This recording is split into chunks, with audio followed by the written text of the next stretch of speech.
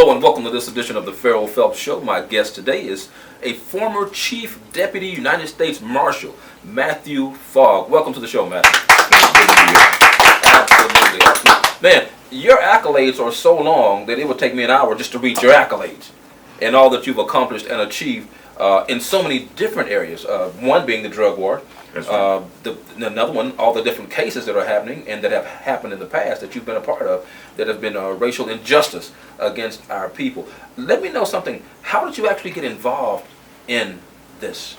Well, the racial aspect of it, or in law enforcement. Mm-hmm. In law enforcement, I got my degree. I'm from Washington, D.C. I got my degree in criminal justice administration at Marshall University. Nothing to do with U.S. Marshals. But, okay. And I had an incident when I was a young kid where I got falsely arrested by the police, thrown in a lockup for nearly 3 days. It came and got me on a Saturday. I was the one, me and another guy, we were witnesses in the thing, and they took our names out. Witnesses got it mixed up downtown, and okay. ended up locking us up. And when they realized they made a mistake, they just let us go right in the cell block. And I was just devastated because I had never been in a cell block type of institution that way before. So it was devastating for me. But they promised me I wouldn't have a record and nothing like that. Everything would be cleared up. Okay. No record. Then I got out of college and found out it was still there. I got my degree in criminal justice.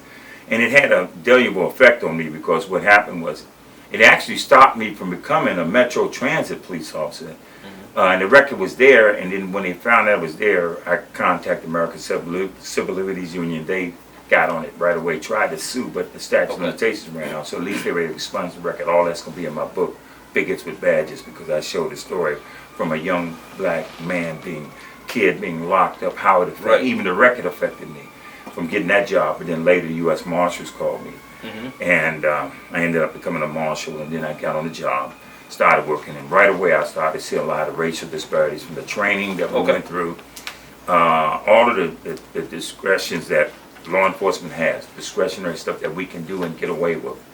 And I began to see it, and then when I got on the streets and I started working, I began to see a lot of things that happened in black communities that weren't happening in white communities and how we were doing our operations.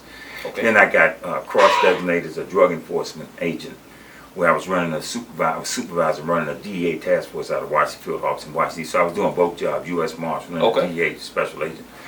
And I began to see who we targeted and how, again, all of the operations, how a lot of this stuff was centered towards urban communities. Okay. And that was pretty much... And that tends to be what we see. That's kind of indicative of what we see. It's always happening in the urban communities. That's right. Now, one of the things I know about you, you're considered like a whistleblower. That's right. You don't mind speaking out and talking about the social injustices that have taken place amongst our people. That's now, right. Have you been criticized for that? Oh, yeah, man. Well, when you become a whistleblower in law enforcement, it's double jeopardy because of the fact that you are now going against that blue wall of silence. It's command and control operations, and when you speak out, we carry badges and guns, so we can hurt you. So the bottom line is, it's the little things that you can do. When you speak out, you might not get the protection, the guys may not back you up, you make that call, and nobody shows up. So all of the things that happen, and these things actually did happen to me and other people that spoke out. Now, is that a part of the book, Bigots with Badges? There you go. Okay. Now, I think that's a very interesting title, Bigots with Badges, because you're actually talking about the experiences that you've had in law enforcement in that particular book. Now, that's going to be released probably, what, in a year or so? No. We're hoping to get it out. We were trying to get it out by September, but maybe the end of the year. Is that right? Yes. Okay. Now, tell me this. Now, you've worked on some of the high-profile situations. Let's talk about the Michael Brown case, for instance. What is your take on that particular case? Okay, well, I went down to, I went to Ferguson to just look at the scenario, talk to some of the officers there and people, and just got a sort of well-rounded picture of what that was about. And what I saw in Ferguson with the Michael Brown case was things that I've seen sort of endemic to a lot of areas in the urban communities where you get officers that are operating in a certain way. When you're talking about violating people's rights, when I saw what happened to Michael Brown, pretty much this officer to me didn't have to do what he did, to shoot him down. But he rolled up next to him, tried to get Michael Brown's attention. When Michael Brown was walking, he went up to grab him, and then it was one thing led to another, where the officer ended up. I think it was emotional anger, and then he ended up, when Michael Brown was moving away from where they were running away, he ended up shooting him. And they said he turned around, and pretty much, but the bottom line was the officer was shooting him. Michael Brown had no weapon on him. Pretty much was another young man shot without any weapon on him at all. Right, right. And the unfortunate thing is that this type of social injustice continues to happen in America and amongst our people. Now, one of the reasons that you're actually in the city of Houston right now is due to the case of the young lady who was actually, and I want to say murdered, of course I have to say allegedly murdered, Right. In the jail right here a few miles outside of the city of Houston. Mm-hmm. Now, you have a lot more information on that than probably the average person. What is it that you've seen so far in that particular case with the young lady who was found hanging in her jail cell? Right. 3 days I think it was after she was arrested, unjustly arrested, from what I understand. Right, right. Now I wouldn't say how much information, I'm gathering information like a lot of other people are doing, and police aren't really available to talk to me. Right. But the bottom line is, from what I gather right now, is the officer that made the arrest, he was out of his jurisdiction. He wasn't even in that should not have been his jurisdiction. So you can arrest her. Right. And this is, again, I'm getting this secondhand. And I've talked to a lot of students and people who know that area and know what officers patrol that area and so forth. And this officer was, from what I understand, was put on some type of disciplinary action behind that. Right. Okay, so that's one thing. Then the other thing is the way they arrested her, from what I understand from the communication. There is a video out there where they say she's even telling somebody where she's you're happy. listening. Yeah. Right, exactly, where they're saying Right. she's telling somebody she's happy you're recording this. Yeah. And so that was great. From what I understand, the way the officers handled her, they put the knee in the back. And that's one of the things that I've been seeing that officers do around the country, to especially black folks, is they throw that knee in the back as hard as they can lock down, especially young black males. And I believe that's what happened to Freddie Graves in Baltimore. Right. That officer threw that knee in the back as hard as he could. You don't put all that weight on you, you really can mess up your spine. But the bottom line is here, and we saw it happen to the young lady, the young girl here in Texas. Remember, the officer had the girl on the ground with his knee in her back. Yeah. With a bathing suit on, these students. Yeah. So Yeah, that is horrible. a pattern and a practice that officers use, and I hope that your audience has listened to this, because this is one of the things that we want to make certain gets out there. There are certain little techniques that, we call it that blue wall of silence. Things that we say amongst each other, but the public doesn't quite understand it. Right. When you stop when you stop a vehicle, certain little things you can walk up to you and you can do. You can say, hey man, I smell marijuana, I smell alcohol, I smell something. Just anything. You can just conjure up anything to stop. You swerved. Your light was out. Anything. Right. You didn't use your turn signal correctly. Just to stop. Just to justify the stop. And the same, so when we're looking at what happened to Sandra Bland, that's her name, we're saying here we got a situation where it was a routine traffic stop and she winds up dead. Now, our concern is that, okay, how does that happen? He throws his knee in her back, she's complaining, there's no real, no evidence that shows that she really resisted arrest, but another little blue code we use. We say, if we got to put our hands on you, we say, first thing we write you up is for assault. You assaulted me. And that's if so I gotta unfortunate. punch you, So yes. unfortunate, yeah. Because once you put an assault on a person's record, let me tell you something. That they put an assault charge on you. Right. Next time we pull you up, we're gonna cock the gun. Instantly, you just We're gonna alert. That's right, total alert. So it's a lot of those charges that where young black men have been charged with that and should have never been charged with that. So you got a pattern and a practice here. Then you got this woman going to jail, and suddenly somebody's saying she hung herself with a trash bag. First thing, where why do is you the get trash that? bag even Why in is it your even in jail cell? You know what? I want to talk about that trash bag and what happened in that cell in just a moment when we come back. I'm really excited about the rest of the dialogue with Matthew. We're going to be back in just a moment. You guys stick around.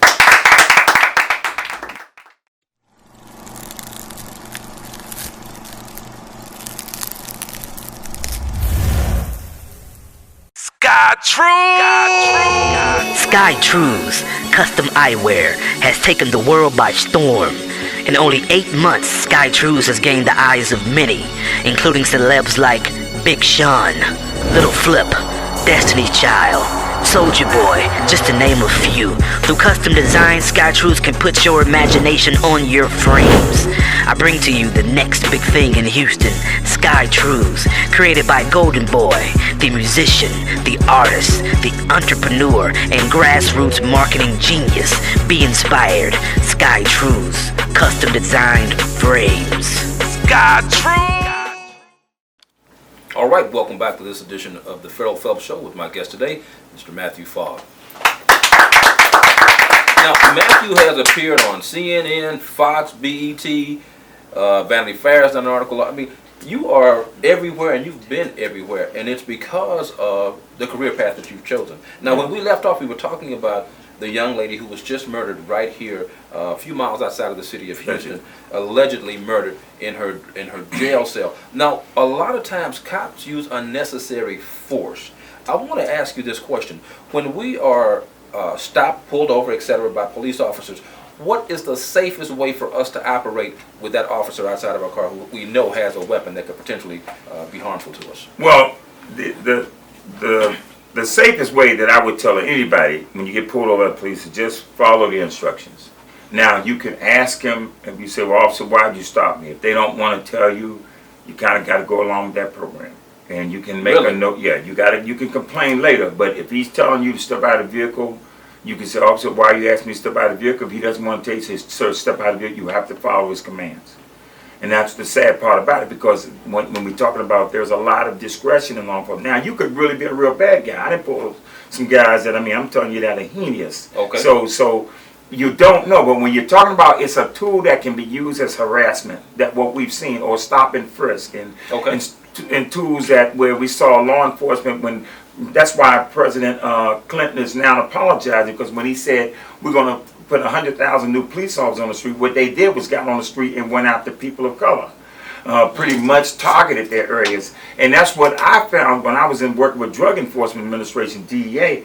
I found that oftentimes a lot of our targeting of the drug dealers would be in the urban areas. We don't bring boats and guns and big time drugs. Floating and flying things in. Yeah. Absolutely not. So when I began to see it, I raised the issue even one time was to the special agent in charge. Why are we doing a lot about drag nets and a lot of the things that we do, sort of focusing in on the urban areas? Mm-hmm.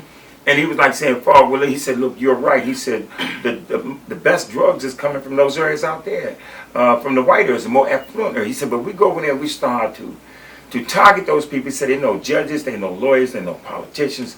He said, man, they will make a phone call and they'll shut the operation down. So it's a lot of inside wrongdoing that's taking place in the criminal justice system. Exactly. And see, now it's all coming out.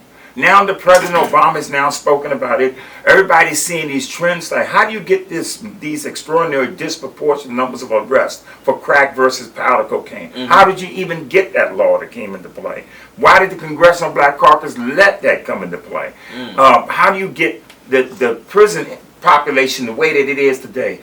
All the things. Well, we as cops on the inside, a lot of us know what's going on, and we can speak out, but there's a lot of fear there. And I was one of those that said, God, you on my side, you put me here, I will speak out and go forward. Yeah. And you know what, it takes a very strong person to actually speak out against the injustices of the justice system itself. Right. And now, has your life ever been threatened because of that? Goodness gracious, I can't count the numbers of times I've really been threatened. The phone calls I've received. It got to a point, man, my fiance left, she didn't want to see her daughter go through, get harmed. Everybody left me but my cat.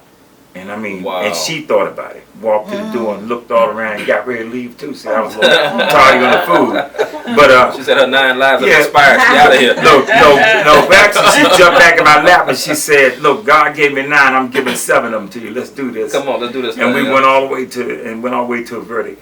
But the thing is, and one of my black partner out in New York, he got killed under suspicious circumstances. Somebody ran his car off the road. The white Jewish guy that's a friend of mine, and that's what the book is going to be around, Bigots with Badges. We dedicating the book to William Bill Scott, who got killed. Somebody ran his car. All 3 of us had filed discrimination complaints. The white Jewish guy was speaking up for William Bill Scott. One guy put a gun to his chest, playing around, talking about something, pow, pow, pow, put a gun to his chest. The New York Post did a front page story on it. It's called Bigots with Badges in 1997. Okay. So that's where the title really derived from. Okay. Yeah, and pretty much they told the story in 3 days. In the New York Post, in 3 days they dedicated to all of the racism that was going on inside the Marshal Service. From these guys shooting the pictures of Dr. Martin Luther King on a gun range. Are you serious? Man, it's so much. Man, let me tell you something. We had this good old boy roundup in Tennessee. Where you got, where they had a doll baby hanging from a tree, said the N-word, nigga checkpoint. All of this stuff. You had federal marshals and ATF agents and people that were part of that going to that particular roundup Uh-huh. function. And so all of that came out in my trial. It shows you how systemic this problem is, and even with law enforcement. And one of the things that I learned was the U.S. Army, the military was, when they found out that these people had racial connections or bias connections to these groups, they wouldn't even let them come in the military or would put them out. Okay. A lot of these guys got out of the military and went and got into law enforcement. It was almost like they forgot to tell law enforcement, these are a problem. These Right. people are a problem, you know. So the problem just shifts from the military to the police. Exactly. basically. And then it shifted to the street. It shifted to either on the inside, us officers on the inside that knew what was going on and complaining about it. And then can you imagine if I'm working next to somebody who's a bigot with a badge? Imagine what he would do to people on the street if he's going to challenge me and I got a gun and a badge like him. Yeah, Exactly. and I'm in the system. And it happens every day, It unfortunately. happens every day. So when being in a paradigm like that, being in and constantly trying to change it, anytime you speak up, your life is in danger. You're in trouble. And we talk about Catherine Swilley right here, her group, Cops Holding Cops Accountable. Pretty much, she's been going through an horrendous ordeal of being fired from her job. 20-year veteran being fired from her job for speaking out. Anytime you speak out in law enforcement, it's like you become a target. Wow. And the white guy, him that I was talking about, Steve Zanwick, they gave him a black rubber rat, you know, because he was speaking out about his friend, about the other marshal who got killed later.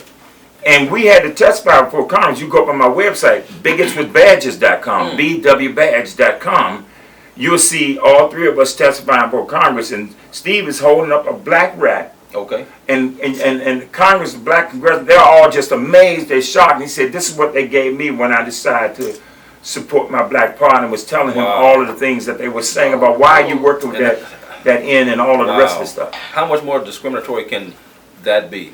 Right. Black rat, man. And so that shows you how serious that culture is. And so when you hear about cases like Bland and Eric Gardner in New York and Michael Brown in Ferguson and Gray in Baltimore, and we could just go on and on and on and cases after case. What we're saying today is this has been going on. It's been happening. Right. It's just the cameras, the cell phones are now bringing it to light. And modern technology certainly has played a huge part in busting a lot of officers that are the social injustices that are taking place with people now. So I'm so glad that modern technology is working actually in our favor. Right. But just like anything else, can work in our favor or it can work against us. But luckily enough for us, we're getting to see a lot more of this stuff happening in the public eye now because of cell phones and things of that nature. I'm enjoying this dialogue so much. I look forward to learning more. We're going to be back in just a moment. You guys stick around. We'll be back in just a moment.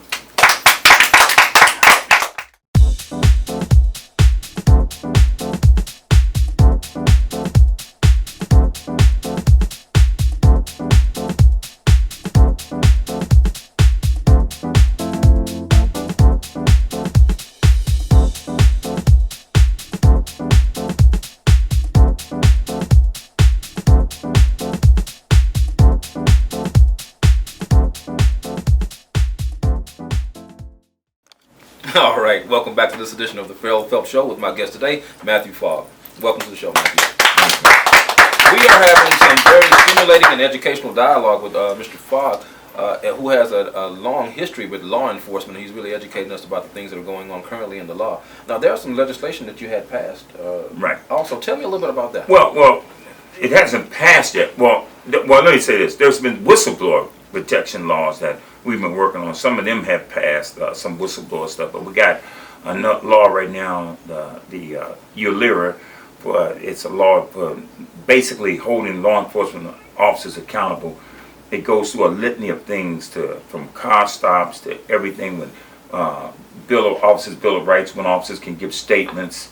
The biggest, I think the most probably prominent component of this bill would be the tracking of data, making certain that, because we find right now a lot of the murders but cop killings are not recorded.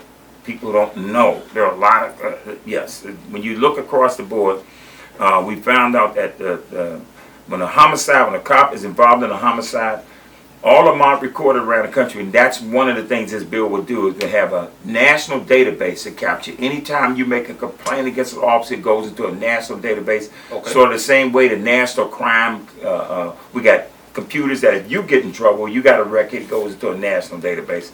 So we want this database to capture anytime officers have complaints on, anytime officers involved in a shooting, or any type of serious incident where a person is badly harmed, all of this, somebody raises a discrimination complaint against an officer, all of that stuff will go into this national database so it can be captured. So this is very important because now you can really easily see the trends and see what's going on in the department. You have a trail to follow with those officers now. Your own congresswoman from here, Sheila Jackson Lee, has introduced a bill that will no longer allow jurisdictions to be able to use traffic tickets and so much to gain revenue for jurisdictions like they were doing in Ferguson. Okay. Revenue, go out and see how many tickets you can write, how many people you can jam up. Yeah, increase your revenue. Seizures, all of that stuff. So it's a lot of stuff that law enforcement has gotten away with. Seizing people's vehicles, all of that stuff. Making money off this stuff. So there's legislation that is looking at all of the ways to change all of these things to make certain that officers who work in that community or from that community, you don't just come from some way out, location and then you just show up. Community policing, administrative civilian review boards, where somebody else can overlook that department other than just the law enforcement officers themselves, the people, other people looking at what they're doing. So these are all the things that are in this particular bill. That's very important. And the fact that you would have officers in that community, working in that community, I think it will allow them to be a lot more sensitive to the people that are right there in that community. One of the questions I wanted to ask you, what would you say to a mother who has young men that are growing up in today's society as it relates to the legal system, police officers being stopped, and what we're seeing with the social injustices in America? What would you say to a mother who has young boys that she's raising today? Well, I would say first thing is, rightfully so, you have a right to be suspicious of the institution and the criminal justice system. President Obama has clearly indicated that recently by going into prisons and by discussing it and going to the funeral of these 9 people that were killed in South Carolina, and all of the things that we've seen. We as black people, you should be suspicious of, and I hate saying that, but you got to be suspicious of law enforcement. Until there's changes made, we've got to be. So you got to tell your child, if you ever get stopped by the police, you got to comply. Don't give them lip, don't talk back, try. I know you might be a little upset, but remember, he has the ability to take your life with a gun and with bullets. And so the bottom line is, or with a billy stick or whatever. So I would just simply say, respect the cops, even if it seems like he's not respecting you. You got to just, you keep your mouth shut, but do what they tell you to do. And keep the rhetoric down, because that's what we're finding now. Keep the rhetoric down. Keep the rhetoric down. That's going to be one of the keys. Right. And pretty much comply. If they tell you to step out of the vehicle, if they say, can we search your car? Tell them no, I don't want to search your car. And then what they can do is they can call a dog in. Now the dog's nickname a lot of times is called Alert. So he's going to alert anyway. Alert, for proper cause. They bring a dog in, the dog sniffs the car, goes around and determines whether there's drugs in the car. And the dog goes, he points, whatever. then they go, so I can search your car. Now, there's little things you can do to cause that dog to alert. If you're a good dog trainer, so you got your proper cause. And then in the meantime, by the time a dog gets on the scene, the law says it's supposed to be a reasonable amount of time, like the same amount of time that you would write a ticket is the same amount of time that they're supposed to stop you. But who's watching? A lot of times the officer may stop you and you may cause you to lose your job because you're late for work. And all of the other things that fall out that can come from that incident. So it's only thing I would tell a mother is just simply tell your child, just follow the commands.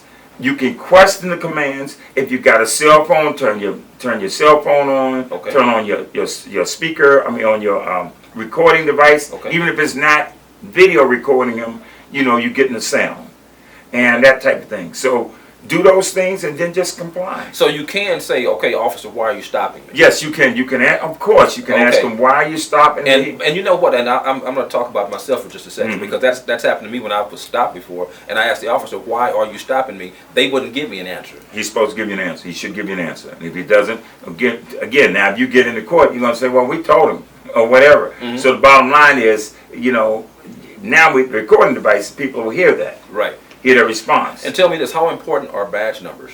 Well, it's important, yes. It's Can you important. say, I want your badge number? Yes, you can say that. But again, that might be alerting him. Try to get the badge anyway. If he's got a badge. If he doesn't have a badge on, get his car number. Get the tag off the car. Okay. Look at the number, because somebody will know at the his time. name will also be attached to whatever ticket we get as well. Yes, it should be. Yeah, of course. Yeah, if he gives you a ticket, the name should be attached to it. Yes. So if he doesn't give you a ticket, he just takes you through a routine harassment and then let you go, because he tries to see if you got drugs on you or whatever.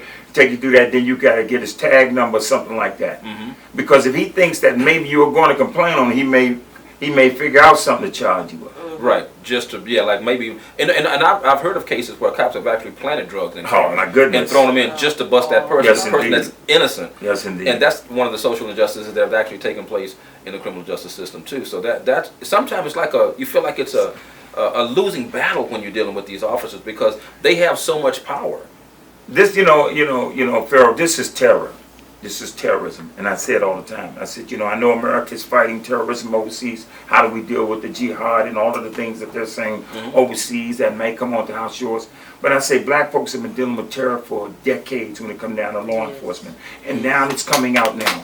So we've been seeing it. So the terror is homegrown, and it's time. That's why I formed an organization about the National Coalition for Law Enforcement Officers for Justice, Reform, and Accountability. We've got other organizations out there that are looking at this and trying to say, now we as cops need to step up to the plate and call, excuse this brother, a spade a spade. We need to do what needs to be done, and that's why I came here to Houston, because when With the Sandra Bland. yes, right, but coming down here on the Bland case, and to just come down here to be able to look at this scenario and to deal with it, and we've got leaving here, going to a town hall meeting.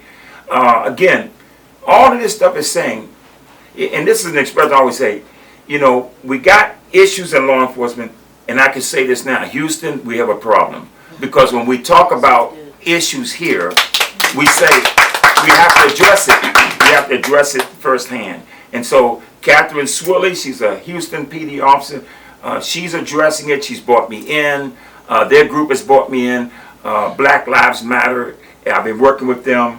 Hands Up Coalition. Yes, we've been working together from Washington D.C. to New York to Ferguson. And they've been getting a lot of information from me as to giving them sort of consultation on what law enforcement officers should do. It takes these types of talks and this type of dialogue to ignite difference and to ignite change. That's and right. Hopefully that's what we will do, is ignite a difference and ignite change through this type of dialogue. Now, the audience is just bubbling with questions, because we have people here that wants to know different things and ask different questions. So I want to ask you, Angela, you have 2 young sons. How do you feel about the social injustices that are taking place in America today? It's extremely scary, and I have always, my sons from a very early age have known to respect the authority, but it is increasingly becomes more scary to me because of the things that are being done, they're actually happening all over the place. Mm-hmm. Because just like one simple question, just like when you said, asked, can I get your badge number? Right. To the law officer, that can be offensive. That's right. Exactly. And therefore, it gives them an opportunity to be offended. Especially if he has nefarious intentions. That's why we say all along, if the officer's really about his work and about doing justice and it's real, you won't have that problem. But a lot of this stuff occurs with officers who want to prove to you that arrogant, that they can control you and got an attitude about who you are. Mm-hmm. And that's why we say race plays a very important part here. Like a lot of Americans want to believe race wasn't the issue. I said, look, being a law enforcement officer on the inside, I saw everything centered around race when it came down to myself even going forward. And even when they wanted me to settle this case, I didn't want to settle because I knew that it had to get out. We had to have a trial. Yes. Now it's going to be prolonged and dragged out and go through all the processes. But to God be the glory that I won. Yes. Because I validated that racism is alive and well in the most premier law enforcement organization in the world, the U.S. Department of Justice. If it's coming from there, then you can imagine what the state and locals are getting their orders from. Even worse. And, it makes me wonder what happened to the creed, that police officers have. They're here to serve and they're here to protect. Right. But so often they're not serving and they damn sure not respecting. Or Right. you know what I'm saying? They're not protecting. Right. If anything, we're walking around being afraid of those that are here to serve and protect us. Right. That's that right. doesn't make any sense at all. That's right. That was one question I had, because recently there was an incident where a lady called the police. Her husband was drunk, and she called it in. My husband is drunk and disorderly. I need help. When they arrived, he had a drill in his hand. I remember not that. a weapon, a drill, and they shot and killed him. That's right. And so then my immediate thought was, okay, I'm not calling the police for anything. If I'm having a problem with my son who has some mental health issues, I'm scared to call the police. That's right. That's right. Because they just, but that's scary. But again, we come back down to this only happens predominantly in black neighborhoods. Exactly. Urban warfare. Exactly. And there's alternative ways to probably take somebody down, be it a taser or something else. I just think they need to think about the actions they're taking before they do it. I think they probably don't care. And I'm enjoying this dialogue. How does that wife feel? She didn't call to have her husband. Oh, and I know she has to feel out of horrible. control. Yeah. So it's. Go ahead. No, I was going to say, and even with the tasers, I mean, there are all kinds of ways I can torture you. I can take a taser and kill you with a taser. I mean, I've had taser training and felt it. That's a lot of voltage going through you. I mean, it just completely you become discombobulated, as they say. So you can tase somebody and end up killing them. It comes down to really where it says, what am I really trying to do? Am I really trying to immobilize you because I'm trying to effect an arrest? Or how do I want to torture you? Do I want to make an example out of you? And that's what happens a lot of times when we talk about in law enforcement, we talk about this race issue. You got a young black man, he think he's something. He got his pants heavy. I'm going to make an example out of him. And so you get a lot of that going on. Right. And until supervisor managers come into play and say, look, your job is out there to serve and protect, and your job is not out there to prove you're so powerful and you can take advantage of people. You are supposed to take a certain amount of lip. I mean, you can cuss me all you want to, as long as you're doing what I tell you to do. I'm not supposed to beat you and hit you and punch you and do all that. We had a blue wall of silence code. If you run, you got a butt whooping coming. Now, they didn't say butt, but I'm just saying. What they say? They got an ass whooping coming. And so, I mean, and that was just normal. Right. I mean, the bottom line was, and that's a blue code of silence. Exactly. Mandate that when they run, beat them down, even if they do give up and put their hands up. And I was on an incident like that where I had to stop officers. No, you won't do that in front of me. And they got upset with me because I wouldn't let them do that. And I always was stopping, and especially in New York, dealing with New York police. Is that right? And and I don't want to just point out New York as because it happens everywhere. Right, obviously. But I mean, you just sometimes see these vigilante attitudes with cops. That one day we were looking for a young man, a fugitive, and they had about 20 young boys prone down on the ground. It was my fugitive, so I get on the scene, and the boys were all upset. They were mad, and one of those things that could easily ratchet up into an incident where somebody gets killed. Right. And I asked the officer, "Why you got them all prone out?" Well, we weren't sure which one, but they pretty much what he was telling me, they all looked alike, according to the picture. That's what he was really saying. I got them all up and made them say, "Man, we don't work like that." And they got a little upset with me because I kind of admonished them, telling them, "Look, we don't carry on like that." But when you see enough of this, and you see the disparities in the numbers of arrests, the stop and frisk, and everything else, then you begin to realize we got a problem here. It's more than just simply the low-hanging fruit, as they call it. When I'm told I can't go out, when we DA, we knew who had the drugs in the affluent and the white neighborhood. But you couldn't reach out to them. But we couldn't reach out to them. We couldn't target them, but we could target the folks in the urban area. And those orders were coming down from superiors. Yes, indeed. I mean, pretty much, yes. Yeah. Yes, exactly. So we protecting them. We're protecting them. See, because if you go and you start going to affluent neighborhoods, you kick their doors and throw flashbangs at home, run through their homes. When they complain, things happen. Yeah. Okay, people lose jobs. People get put on the spot. Oh no, you better think twice. And that happens because they're socially and politically That's right. connected to people in power. That's right. And that's where the problem come in, because of the social connection. That And we should not allow it. Black churches, I hold ministers accountable. I said, you sit there and watch your parishioners being jammed up, being thrown in jail. We were at a point where we were afraid to tell them we got a relative in jail. 1 in 15 black Americans is in prison or been in that system. You got more black Americans in that prison system, either on probation, parole, or been incarcerated today than there were slaves at the time of the Civil War. This is the second slavery. And I certainly believe that. You know what? We're having an amazing dialogue. I hope you guys are enjoying it just as much as I am. We're going to be back in just a moment.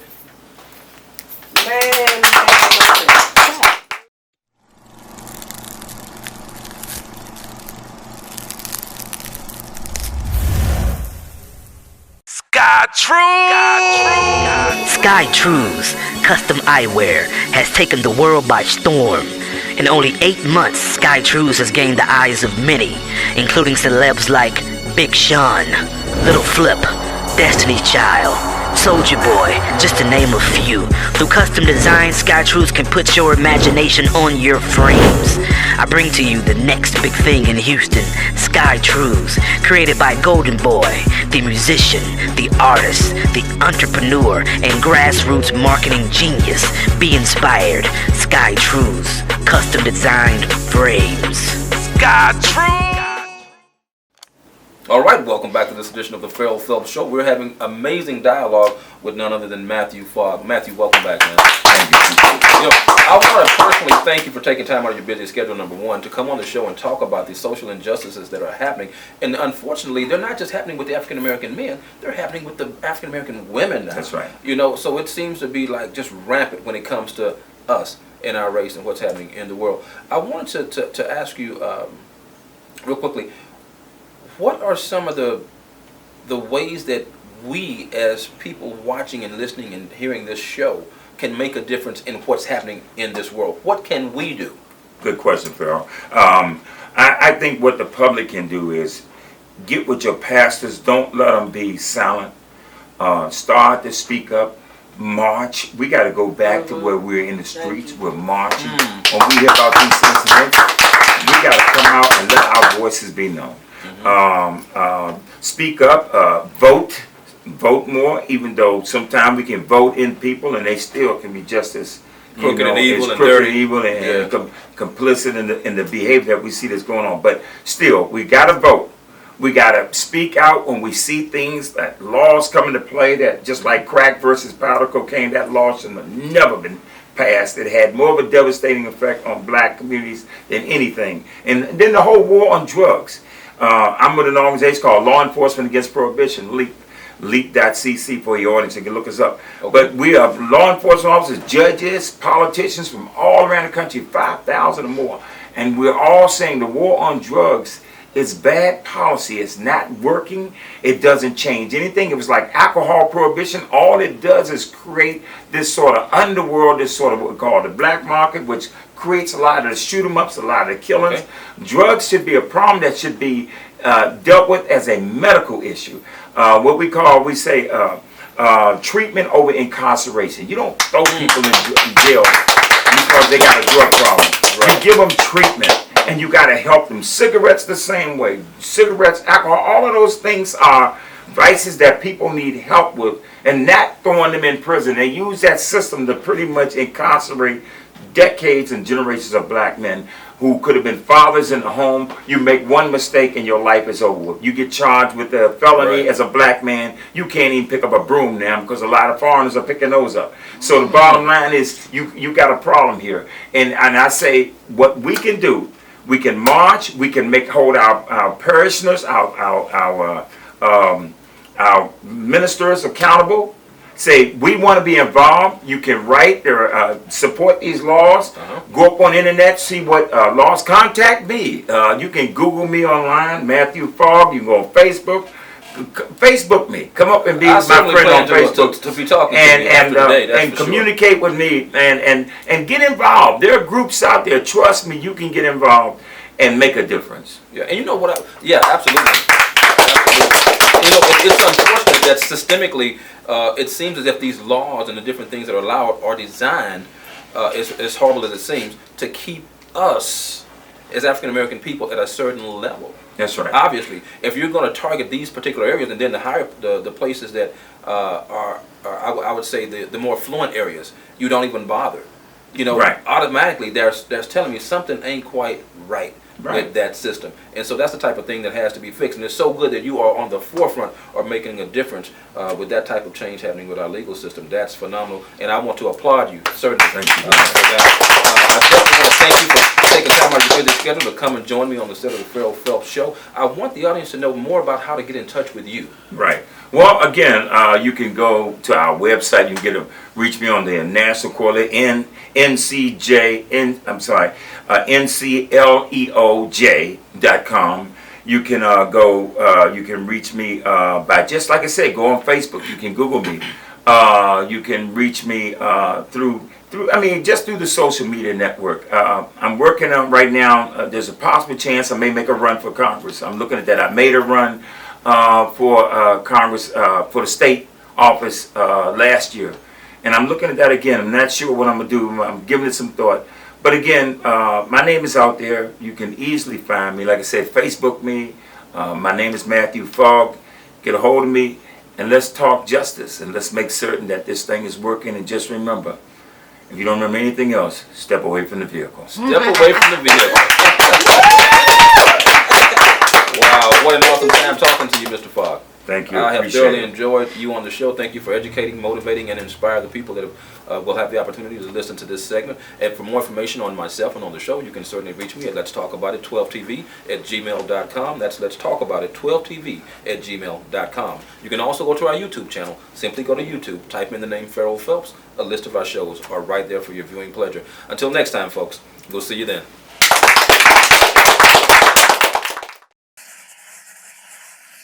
Get out of the car! And then you I will light you up. Get out! Wow. Now!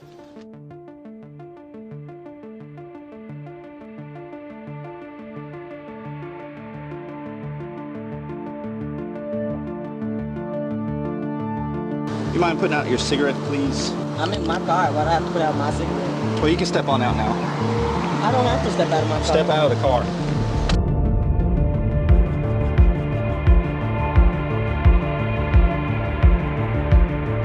You're about to break my wrist. Can you stop? You are about to fucking break my wrist. Stop! Stop! Now! On your butt. Slam my head into the ground. Sit Do up not on your even butt. care about that. To how he's telling you to get I can't even hear. I mean, I don't have seriously bodily injury. You know, but I was kicked.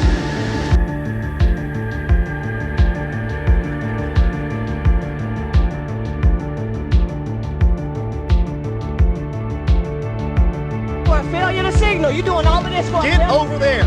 Right, yeah. Yeah, let's take this to court. Let's do Go ahead. For a failure to signal. Yep.